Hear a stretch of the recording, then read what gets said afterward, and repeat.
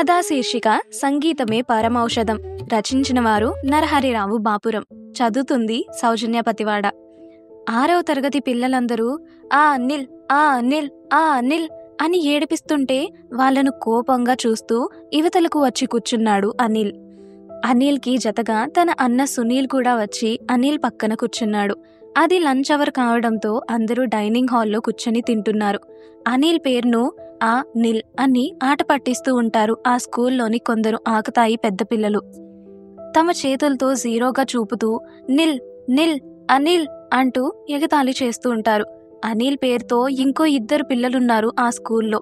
కానీ వారిద్దరినీ కాకుండా ఈ 3వ తరగతి చదువుతున్న అనిల్నే ఆట పట్టించడానికి ప్రత్యేక కారణముంది. అనిల్ ఆటిజం బారిన పడ్డ కుర్రాడు. ఏదీ త్వరగా మాట్లాడలేడు, సరిగ్గా పనులు చేయలేడు, మిగతా పిల్లల్లాగా చురుకుగా ఉండడు. అలా ఆట పట్టించినప్పుడల్లా సునీల్ తన తమ్ముడి తరపున క్లాస్ టీచర్కి రిపోర్ట్ ఇస్తే టీచర్ సరే నేను విషయం చూస్తాను, మీరు అల్లరి పిల్లలతో పోకండి అని చెప్పేది. కానీ తిరిగి షరా మామూలే. ఆ రోజు ఇంటికి వచ్చిన తర్వాత కూడా అనిల్ స్తబ్దుగా కూర్చున్నాడు. వాడి వైఖరి చూసి శ్రీదేవి ఏం జరిగింది స్కూల్లో అని అడిగింది.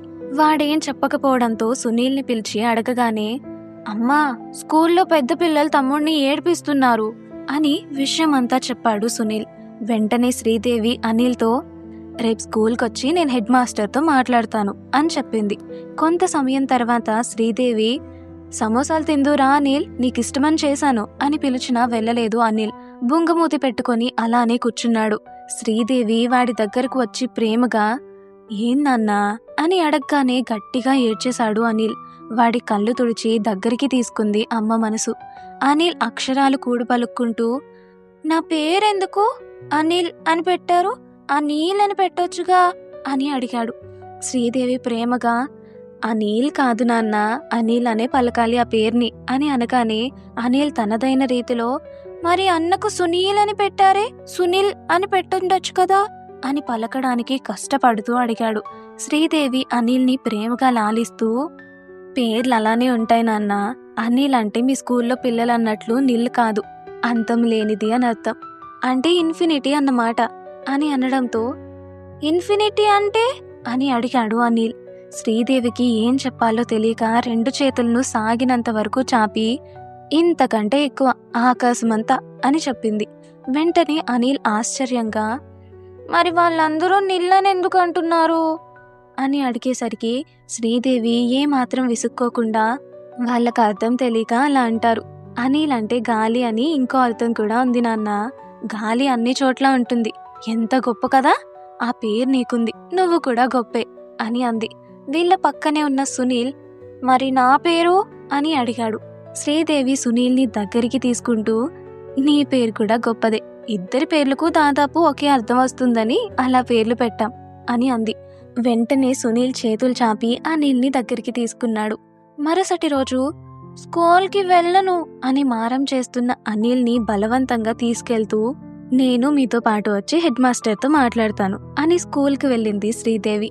స్కూల్కి వెళ్ళి అరగంట అయిన తర్వాత హెడ్ మాస్టర్ రూమ్కి పిలిచారు.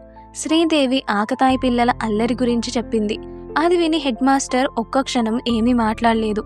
కొద్ది సమయం తర్వాత హెడ్ మాస్టర్ మీరు అనిల్ని మా స్కూల్ నుంచి తీసుకెళ్ళండి, మిగతా పేరెంట్స్ నుంచి ప్రతిరోజు మాకు రిపోర్ట్స్ వస్తున్నాయి, మిగతా పిల్లలు అనిల్ను అనుకరిస్తూ పిచ్చి పిచ్చిగా పనులు చేస్తున్నారట, ఇలా అయితే మేము మా పిల్లలను వేరే స్కూల్లో చేర్చుకుంటామని అంటున్నారు, ప్లీజ్ మీరు మా పరిస్థితి అర్థం చేసుకోండి అని అన్నారు. ఆయన అలా చెప్పిన తర్వాత శ్రీదేవి ఏం మాట్లాడలేకపోయింది. కాసేపటికి సరేనండి, బాబుని క్లాస్కి పంపించాను, ఇప్పుడే పిలిపించండి, ఇంటికి తీసుకెళ్తాను అంటూ బయటకొచ్చి కూర్చుంది. అనిల్తో పాటు సునీల్ కూడా బయటకొచ్చాడు. సునీల్ని చూసి శ్రీదేవి సునీల్ నేను అనిల్ని ఇంటికి తీసుకెళ్తున్నాను, నువ్వు క్లాస్కి వెళ్ళు అని అంది. సునీల్కి ఏం అర్థం కాక ఏ అమ్మా అని అడిగేసరికి సాయంత్రం ఇంటికి వచ్చాక చెప్తాను, నువ్వు క్లాస్కి వెళ్ళు అని శ్రీదేవి అనడంతో మౌనంగా వెళ్ళిపోయాడు సునీల్. ఇంటికి వెళ్ళాలి అనగానే అనిల్ ముఖంలో సంతోషం గమనించింది శ్రీదేవి. శ్రీదేవి జగదీష్ దంపతులకు పెళ్ళైన 3 సంవత్సరాల వరకు పిల్లలు కలగలేదు. ఆ తర్వాత కవలలు పుట్టారు, 2 అబ్బాయిలు. పెద్దవాడికి సునీల్ అని, చిన్నవాడికి అనిల్ అని పేర్లు పెట్టి ఆప్యాయంగా పెంచసాగారు. పెరిగే క్రమంలో అనిల్కు ఆటిజం ఉన్నట్లు తెలిసింది. డాక్టర్ దగ్గర చూపించుకుంటూ అనిల్ని చూసుకోవడానికని శ్రీదేవి తన టీచర్ ఉద్యోగం మానేసింది. సునీల్ని నర్సరీలో జాయిన్ చేసిన తర్వాత అనిల్ లాంటి వారి కోసం స్పెషల్ స్కూల్స్ ఉన్నాయేమోనని ఎంక్వైరీ చేశారు. డిజేబుల్డ్ స్పెషల్ చిల్డ్రన్ కోసం స్కూల్ ఉన్నట్లు తెలిసింది. అందులో చేర్చారు.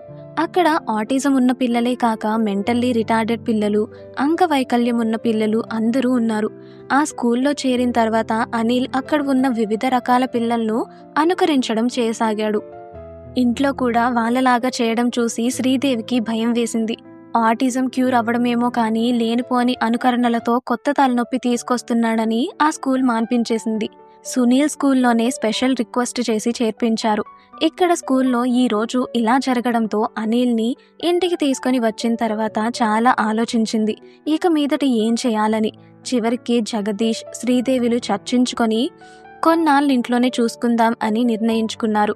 శ్రీదేవి డాక్టర్ సలహాలు తీసుకుంటూ అనిల్కి రోజు వ్యాయామాలు చేయించడం లాంటివి చేయసాగింది. యూట్యూబ్లో చూసి తనకు అనుకూలమైనవి, అనిల్ నేర్చుకోగలిగినవి నేర్పించసాగింది. రోజు పొద్దున్నే సిస్టంలో వెంకటేశ్వర సుప్రభాతం, విష్ణు సహస్రనామాలు ఇలా ఏదో ఒకటి పెడుతుండేది శ్రీదేవి. అనిల్ వాటిని చూస్తూ ఉంటే శ్రీదేవి పొద్దున్న పూట తన పని చేసుకోవడం చేసేది. ఒకరోజు అనిల్ కౌసల్య, సుప్రజ, రామ అని తనకు తాను పాడసాగాడు. అది చూసి శ్రీదేవికి ఆశ్చర్యం వేసింది. కొడుకులో ఉన్న ఈ టాలెంట్ని చూసి ఆ రోజు నుంచి వెంకటేశ్వర సుప్రభాతంను నేర్పసాగింది. 10-12 రోజులకే అనిల్కి సుప్రభాతం మొత్తం స్పష్టంగా పలకడం వచ్చేసింది.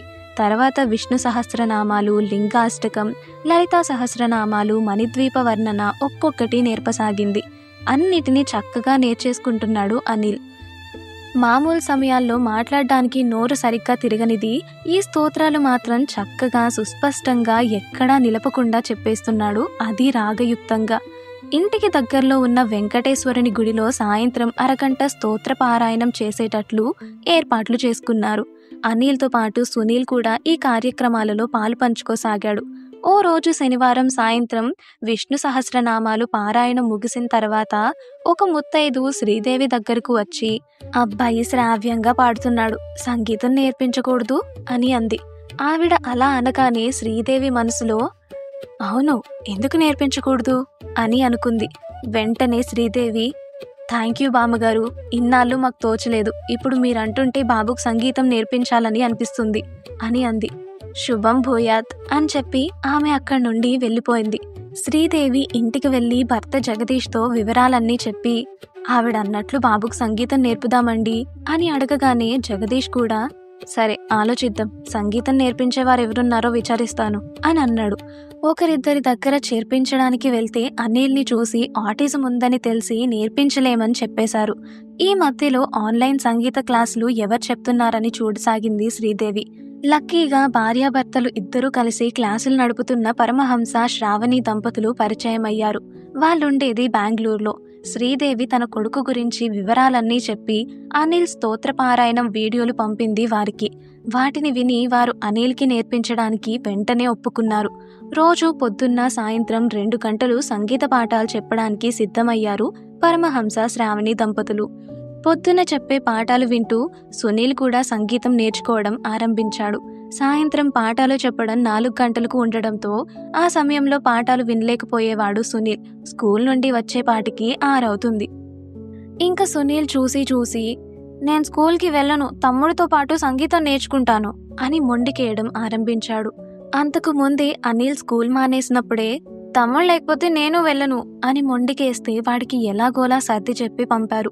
ఇప్పుడు మళ్ళీ స్కూల్కి వెళ్ళనని మారం చేస్తుండడంతో ఏం చేయాలో తోచలేదు శ్రీదేవి, జగదీష్లకు. జగదీష్ స్నేహితుడు కిరణ్తో ఈ విషయాలన్నీ పంచుకుంటుంటే అతను, అరే స్కూల్కి వెళ్లకుండానే ఇంట్లో ఉండి చదివేలా పర్మిషన్ తీసుకో, స్కూల్లో అడిగి చూడు అని సలహా ఇవ్వడంతో స్కూల్ యాజమాన్యంతో వెళ్ళి మాట్లాడాడు. వాళ్ళు ఒప్పుకోలేదు. తర్జనా భర్జనలు పడ్డ తర్వాత సునీల్ ఇంట్లోనే సబ్జెక్టులు చదువుకుంటూ 10వ తరగతి పరీక్షలు ప్రైవేట్గా రాయించాలనే నిర్ణయం తీసుకున్నారు. అప్పటి నుంచి సునీల్ కూడా ఇంట్లోనే ఉంటూ అనిల్తో పాటు సంగీత పాఠాలు నేర్చుకోసాగాడు. స్కూల్ సబ్జెక్టులను ఇంట్లోనే నేర్పసాగారు. శ్రీదేవి BA చేసి ఉండటం కొంచెం కలిసి వచ్చింది. సునీల్తో పాటు అనిల్ను కూడా ప్రైవేట్గా 10వ తరగతి పరీక్షలు రాయించాలని అనుకున్నారు జగదీష్, శ్రీదేవి. ఉదయం సాయంత్రం సంగీత సాధన, యోగా క్లాసులు, స్కూల్ పాఠాలు అర్థం చేసుకోవడం ఇలా నిరంతరం సాగిపోతుంది ఆ ఇంట్లో. పిల్లలిద్దరూ 12 ఏళ్లకే 10వ తరగతి సిలబస్ చదివేశారు. స్పెషల్ పర్మిషన్ తీసుకొని 12 ఏళ్లకే 10వ తరగతి పరీక్షలు రాసి ఉత్తీర్ణులయ్యారు. ఆ పాటికి ఆటిజం లక్షణాలు పూర్తిగా తగ్గిపోయాయి అనిల్కి.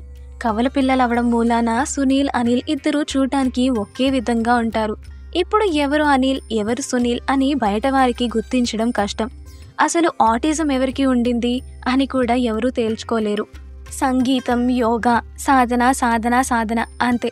త్యాగరాజ కీర్తనలు, రామదాసు కీర్తనలు, అన్నమయ్య సంకీర్తనలు, పురంధరదాసు కీర్తనలు ఒక్కటేమిటి అన్నీ నేర్చేసుకున్నారు. అనిల్, సునీల్ ఇద్దరూ అన్నిటినీ అలవోకగా పాడగలరు. వీటన్నిటిలోనూ కొద్ది వరకు ఆరితేరారు అనిపించినప్పుడు పిల్లలిద్దరికీ హిందుస్థానీ సంగీతం కూడా నేర్పించారు. అది సునీల్, అనిల్ ఇద్దరూ 18వ సంవత్సరంలో అడుగిడిన రోజు. ఆ రోజు సంగీత గురువులు పరమహంస శ్రావణి సహకారంతో రవీంద్ర భారతిలో అనిల్, సునీళ్ల ప్రోగ్రాం ఏర్పాటు చేయబడింది. 3 గంటల పాటు ఏకదాటిగా సాగిన ఆ సంగీత రసవాహినిలో ఆహుతులందరూ తన్మయత్వంలో ఓలలాడారు. అంతే, అది మొదలు ఆ చిరంజీవులిద్దరికీ వెనుదిరిగి చూసుకోవాల్సిన అవసరమే రాలేదు. ఎన్నో అవార్డులు, రివార్డులు వారి ఖాతాలో చేరసాగాయి. పేపర్లలో ఎక్కడ చూసినా వీరిరువురి గురించిన వార్తలే. సంగీత సాధనతో ఆటిజంను అధిగమించిన అనిల్ అని వచ్చిన వార్త అయితే రాష్ట్రమంతటా వ్యాపించింది. ఆటిజంకు ట్రీట్మెంట్ ఇస్తున్న డాక్టర్లు కూడా సంగీతం ద్వారా ఆటిజంను తరమవచ్చనే కన్క్లూషన్కి వచ్చి వారు తమ ట్రీట్మెంట్లో సంగీతాన్ని భాగం చేయడం ప్రారంభించారు. ఎక్కడ చూసినా ఈ కవల పిల్లల గురించిన చర్చే. చిన్న వయసులోనే వారు సాధించింది చూసి పెద్దలందరూ కూడా ముక్కున వేలేసుకున్నారు. శ్రీదేవి ఆనందానికైతే అవధుల్లేదు.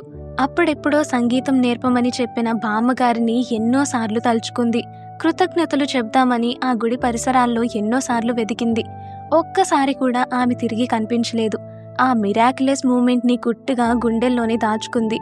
సాక్షాత్తు సంగీత సరస్వతే వచ్చి తనను దిశానిర్దేశం చేసిందని నమ్మిక శ్రీదేవిది. రాష్ట్రం దాటి ఇతర రాష్ట్రాలకు అనిల్, సునీళ్లు ప్రతిభ వ్యాపించింది. రాష్ట్రాలే కాకుండా దేశమంతా వారిద్దరి ప్రతిభను కొనియాడింది. ఏ ట్రిస్ట్ విత్ ట్విన్ బ్రదర్స్ అనే హెడ్డింగ్తో వచ్చిన ఇంటర్వ్యూతో వారిద్దరి ఖ్యాతి విదేశాలకు, మొత్తానికి ప్రపంచమంతా పాకింది. సంగీత కచేరీలకు విదేశాల నుండి కూడా ఆహ్వానం అందింది. ఇద్దరు రత్నాల్లాంటి పిల్లలు ఎంతో ఎత్తుకు ఎదగడం మూలాన భారతదేశానికే వన్నె తెచ్చారు. జగదీష్ తాను చేస్తున్న బ్యాంక్ జాబ్ మానేసి అనిల్, సునీళ్లకు మేనేజర్ అవతారం ఎత్తాడు. ప్రోగ్రామ్స్, షెడ్యూల్స్ చూసుకోవడానికి. శ్రీదేవి ఇద్దరు బిడ్డల, ముఖ్యంగా అనిల్ ఎదుగుదలను చూసి పొంగిపోయేది ఎప్పటికప్పుడు. ఒక ఇంటర్వ్యూలో మాట్లాడుతూ అనిల్ చిన్ననాటి సంఘటనలు గుర్తుకు తెచ్చుకొని ఏడ్చేశాడు. పక్కనే ఉన్న సునీల్ తమ్ముడి భుజం మీద చేతులు వేసి సాంత్వనపరిచాడు. అనిల్ సంతోషంగా, ఆటిజం నాకు రావడం నా పాలిట వరమైంది. అమృతతుల్యమైన అమ్మా నాన్నల ప్రేమను చవి చూశాను. తోడబుట్టిన అన్న సునీల్ మోరల్ సపోర్ట్ను అందుకున్నాను. నాకు సంగీత పాఠాలు నేర్పి నన్ను ఇంతటి స్థాయికి తీసుకువచ్చిన గురువులు పరమహంస గారు, శ్రావణి గారులకు ఎప్పటికీ రుణపడి ఉంటాను. ఒక్క ఆటిజం అనే కాదు, ఏ రోగాన్నైనా సంగీతం తగ్గించగలదు. సరిగ్గా ఉపయోగించుకోవాలే కానీ సంగీతం నిజమైన దివ్యమైన పరమౌషధం. ఆ దిశగా ఎన్నో పరిశోధనలు చేయవలసి ఉంది. మా ఇద్దరి భవిష్యత్తు సంగీత సాధన శోధనల వైపే, అంతకు మించి వేరేది లేదు అంటూ అన్న సునీల్ వైపు చూశాడు. నిజమే, సర్వరోగాలకు సంగీతం పరమౌషధమే. సమాప్తం. ఇలాంటి మరెన్నో ఆసక్తికరమైన కథలను వింటూనే ఉండండి మీ తపస్వి ఆడియో స్టోరీస్లో. మరో మంచి కథతో మళ్ళీ కలుసుకుందాం. అంతవరకు సెలవు.